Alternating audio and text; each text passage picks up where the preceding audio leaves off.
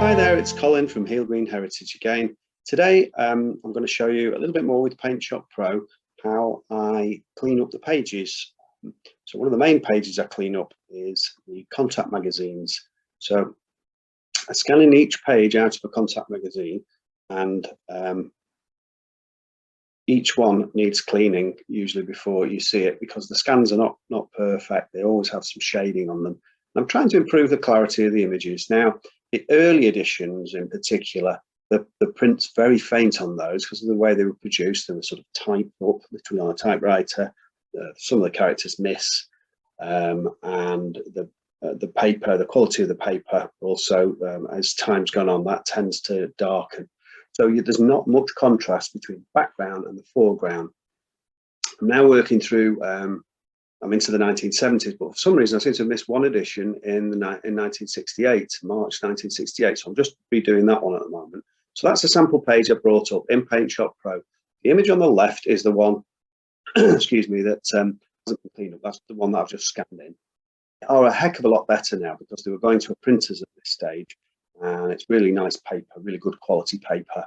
The sort of density of the paper is very, very good, which means the paper stayed very white and the ink on it was very black.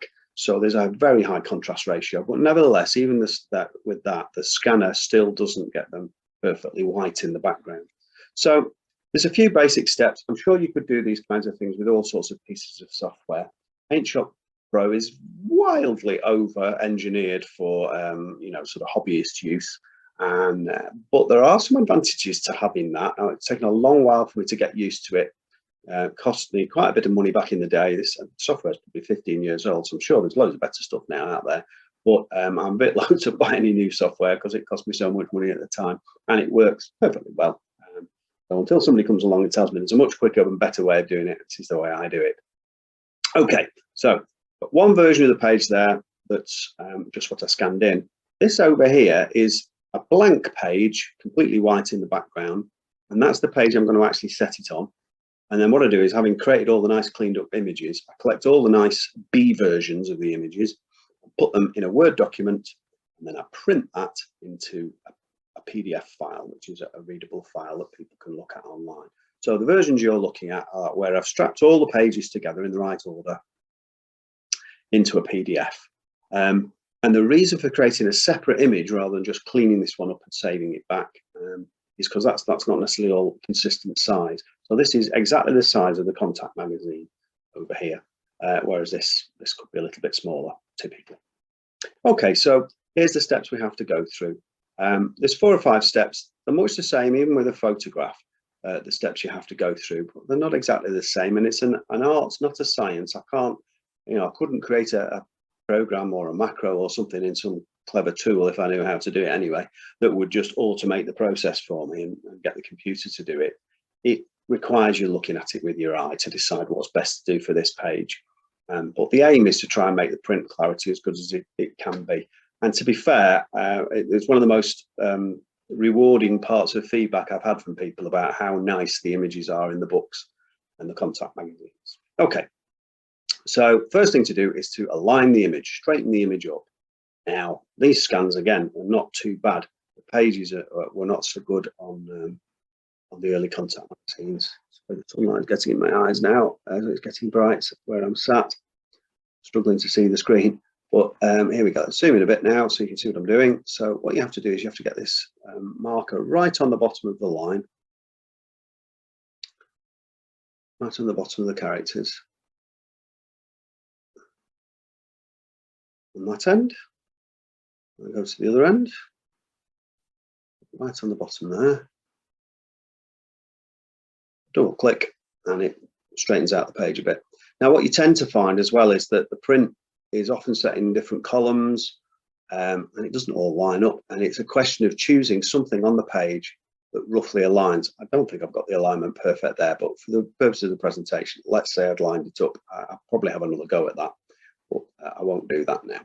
Okay, next stage is to try and clean up the background. Okay, so if you'll just look on this page here, you'll see below the little pipette cursor there, I can't point at it with anything because the cursor is the pipette, so I can't step over that window, but you can see it's got RGBO and some numbers next to it.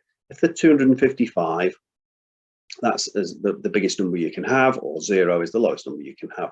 And what I'm looking for here for a completely white background is all the numbers saying 255. If you then go over here, you'll see that these are less than 255. It's a little bit coloured. Oh, the other thing is that I scan in colour, because it's easier to clean when it's in colour than it is to contrast with the black ink. Than if I made it a grayscale picture, you're in danger then of getting confused with the grey of the type. So by making it a colour image, it takes longer to clean it, but I can clean off different colours, and that tends not to be the same as the print. So okay, so if I click on this now, I've selected that particular colour on the background, and over here on this materials panel, it's showing me that colour I've selected there. That's the foreground colour. The background colour is the perfectly white one. I've already set that. Then if I go to here, do colour replacement, double click, it's had a go at cleaning that up, and you can see it went a bit brighter, I hope, on the video. And just try and zoom in a bit on it for you here. I suspect we'll find we've still got other colours in the background. You usually have to do this multiple times. Not done too bad. There's another blob of colour. I'll remove that one then as well. So set that yellowy colour, get rid of that. The most common colours that you seem to get on ratepayers magazines are some yellows, yellow marks and blue marks. Or sometimes the page behind shines through and you get ratepayers contact magazines have a green cover, and you'll get some green shades coming through the page, shining through the page when you scanned it.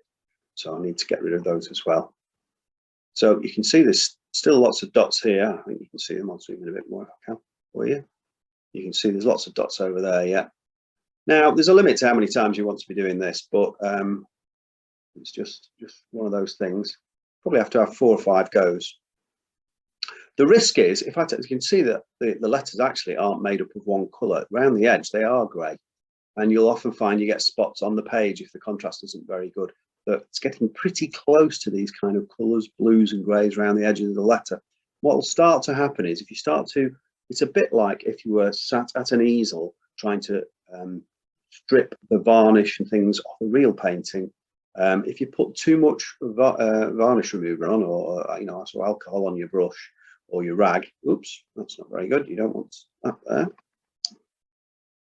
there. You'll take too much of the letters off. You start removing the painting. So it's a compromise, and it's all a judgment with your eye as to how much to take off or leave on. Just go back to a pointing cursor, zoom out a bit now. So I think that's probably enough to take off.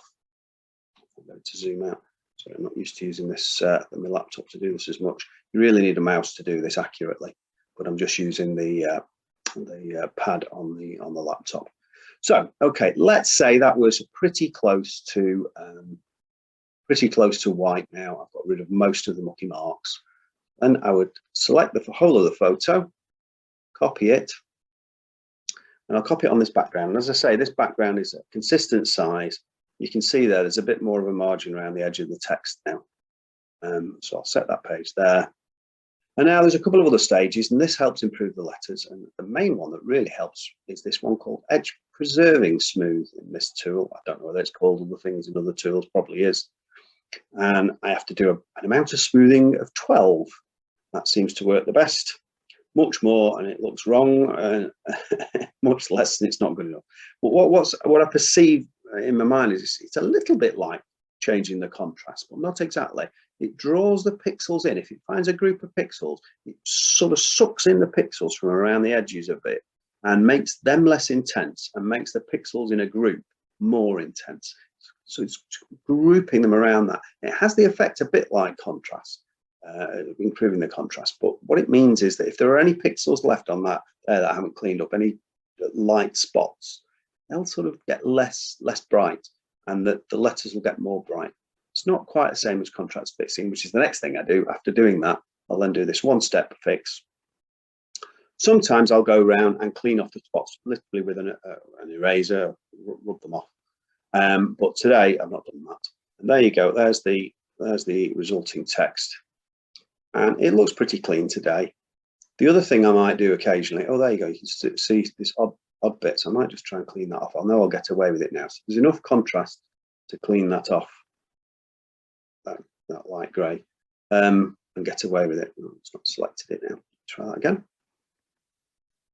There you go. It's gone this time. So I know that's cleaned that off. Okay, but sometimes you can end up rubbing out letters, or the letters aren't clear enough. And sometimes I'll find another letter on the page that looks okay, and I'll copy it and paste it over the others, but I won't show you that today. That just gives you an idea of what I have to do, and I have to go through and do that for each page in the file. As I say, these ones are quite good. That's even sort of describing it too. It's only taken a few minutes there. It can take less than a minute if I'm going at it quickly on a really clean page. But most of the pages aren't as good as that. They take a few minutes. And the worst pages, you can be struggling with cleaning them up for an hour or so. After that, I lose patience though, and I sort of stop cleaning them. There's a level where you go, that's good enough, I'll stop there, because you can't do it from the wall. And then, as I say, I take all these B images, all the cleaned up images that are all on the right size of page, put them in a Word document with the pages sized the correct size, and then I print them as a PDF, and that's how we get something in there in the drive that you can see. So I'll shut that down for now. Not bothered about that, but just take it to the drive and show you a finished one. So if I go into where do I need to go for you here? Let's just get on the drive.